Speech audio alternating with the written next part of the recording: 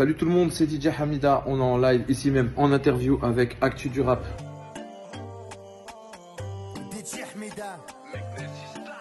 Voilà, DJ Hamida, producteur, DJ, je fais de la musique, passionné de musique depuis plus de 15 ans. Je suis dans un état d'esprit où c'est un nouveau challenge pour moi parce que d'habitude, on ressort souvent mon nom, ça a une connotation estivale, été. Donc je me suis donné ce petit challenge en mode de faire ça aussi l'hiver. Parce que la consommation de musique va trop vite en ce moment, comparé à avant. Donc c'est essayer d'être plus présent sur les 365 jours sur l'année.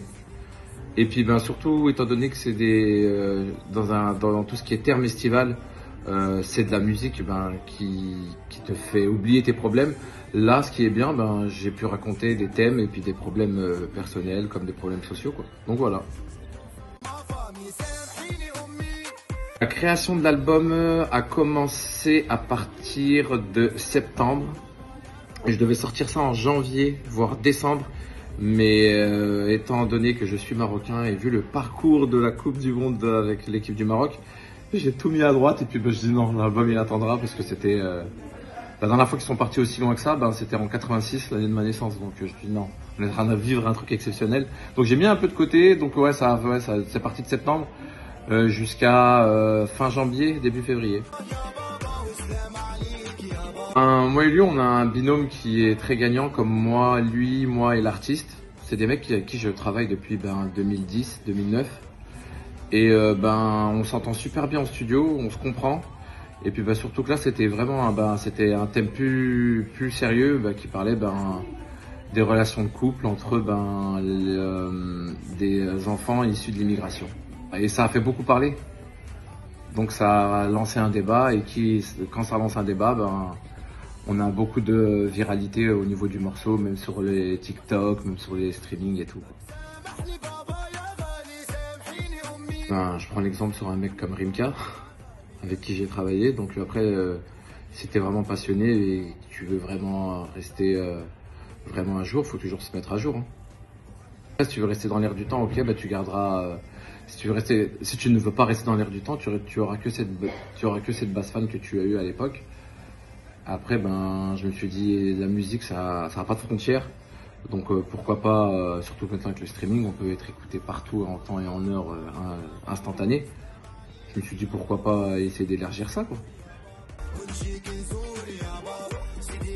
Je me vois poser avec mes enfants peut-être. Non, quand même. Ça y est, 15 ans c'est énorme parce que j'ai commencé vraiment tôt. Après, je sais pas, ça l'avenir nous le dira. Cappuccino, le rappeur de la team Nasdaq. Donc lui, il m'appelle. Il m'appelle et puis il me dit, mais t'as pas vu mes stories, moi et ma femme, c'est la guerre, nanani, nanana. Je lui dis, mais vous êtes où? Il me dit, parce qu'eux, ils vivent à Perpignan.